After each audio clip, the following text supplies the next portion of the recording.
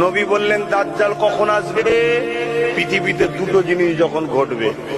প্রথম নম্বর, আরো অনেক কারণ, প্রথম নম্বর কি, পৃথিবীতে যখন দাজ্জালের আলোচনা বন্ধ হয়ে যাবে তখন দাজ্জাল আসবে। বলুন তো, এত তো জলসা হয়, দাজ্জালের আলোচনা হয়, কথা বলছে না তো, তাহলে দাজ্জাল আসার নমুনা এসে গেছে। আর একটা কথা, নবী বললে যখন দুনিয়ায় ভিখারি বেড়ে যাবে, ভিখারি,